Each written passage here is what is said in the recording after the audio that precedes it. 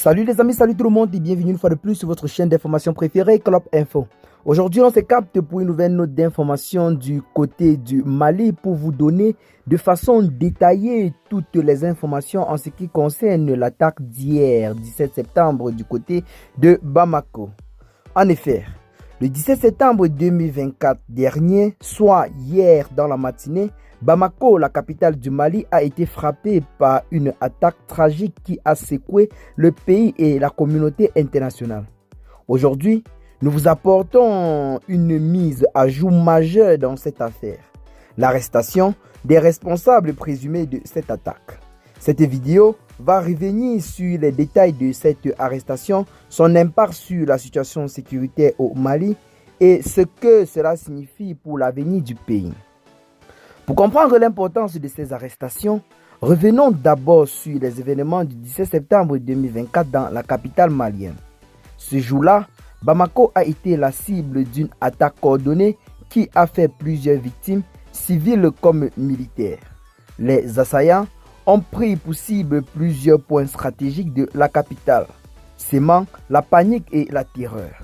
Cette attaque a été revendiquée par un groupe armé islamique notamment affilié à Al-Qaïda, opérant du côté du Mali depuis déjà aujourd'hui une décennie.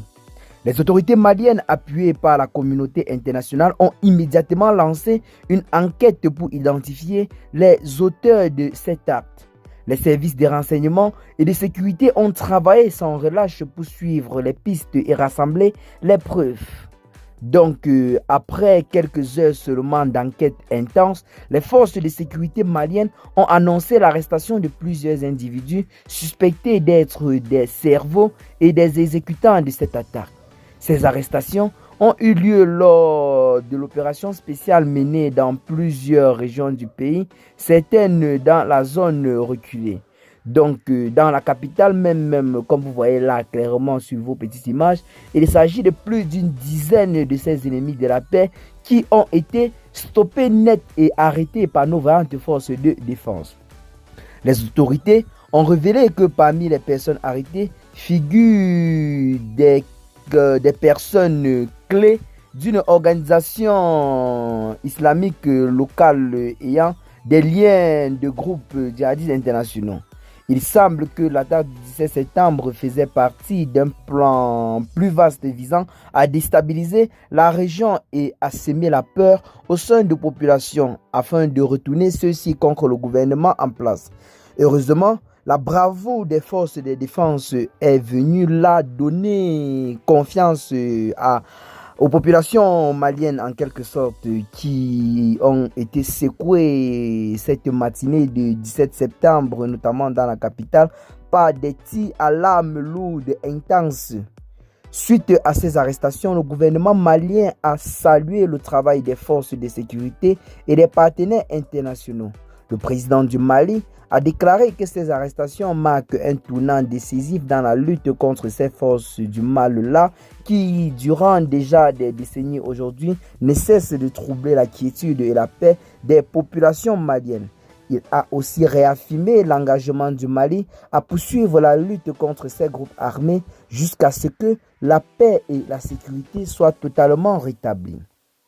De leur côté, les partenaires internationaux, y compris les Nations Unies et plusieurs gouvernements étrangers, ont exprimé leur soutien à cette victoire contre ces forces du mal. Ils ont rappelé l'importance de continuer à collaborer pour prévenir de futures attaques et renforcer la stabilité dans la capitale et dans tout le pays. L'arrestation donc de ces individus est certes une victoire, mais elle ne met pas fin à cette menace du côté du Mali. Le pays fait face à une insurrection qui dure depuis plus d'une décennie avec des groupes armés toujours actifs dans plusieurs localités, particulièrement dans le nord et le centre du pays. Cependant, ces arrestations envoient un message fort à ces ennemis de la paix. Le Mali est résolu à traquer ceux qui cherchent à déstabiliser le pays. Les forces de sécurité continuent d'être sur le qui-vive et de nombreuses opérations sont en cours pour neutraliser les cellules ou alors les groupes de ces forces ennemies qui déjà aujourd'hui ne cessent de continuer à mettre en mal la paix et la stabilité dans le pays. Donc, l'arrestation des responsables de cette attaque du 17 septembre 2024 est une avancée significative dans la lutte contre ces forces ennemies du côté du Mali. Cependant, la route vers la paix et la stabilité est encore longue. Le Mali, avec le soutien de ses partenaires, doit continuer à renforcer ses capacités de sécurité, améliorer la gouvernance et travailler à la réconciliation nationale pour tourner définitivement la page à des conflits.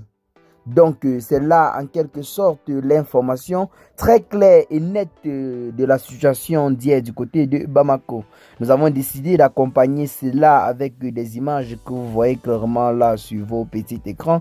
Même si nous ne vous proposons pas des vidéos directement, c'est juste parce que nous ne possédons pas des droits d'auteur. Mais avec ces images et nos commentaires, je pense que chacun peut être au maximum informé de la véritable situation qui a été hier du côté de Bamako, notamment dans la capitale du pays. Pour les informations qui nous sont parvenues, cela fait état de ce que l'aéroport aurait aussi été touché par ces forces ennemies qui auraient même certainement tenté de mettre le feu sur un avion du gouvernement malien. Donc, c'est là en quelque sorte quelque chose de très très historique que ces gens-là ont attaqué un camp de gendarmerie et cherchaient certainement à emporter avec eux des drones de l'opération malienne, notamment les drones qui déjà des drones autant pour nous qui déjà abattent un travail très très remarquable sur le terrain des opérations ces derniers temps. Donc tout ce que nous pouvons faire dans cette vidéo, c'est d'appeler massivement le peuple malien de rester uni et soudé derrière l'armée ainsi que derrière le gouvernement de la transition dirigé par le colonel Assimi Goïta. Par la voix de cette chaîne et par notre voix, nous donnons et nous réitérons tout notre soutien autant pour nous à l'armée malienne ainsi qu'au gouvernement de l'AES, notamment au gouvernement du colonel Assimi Goïta, celui du capitaine Ibrahim Traoré et celui du général Tchani, ces trois dirigeants souverains et panafricains qui ont décidé de dire non à l'ancienne puissance colonisatrice qui continue toujours de mener en quelque sorte des actions de déstabilisation bien que ne faisant plus partie en quelque sorte de la localité car ils ont été chassés par ces dirigeants notamment dans tout le Sahel. Et bien les amis, qu'est-ce que vous en pensez pour ce qui est de cette petite note informative? Partagez massivement la vidéo avec vos amis si vous l'avez trouvée intéressante. Abonnez-vous à la chaîne si ce n'est pas encore fait et à très bientôt pour de nouvelles vidéos. Ciao.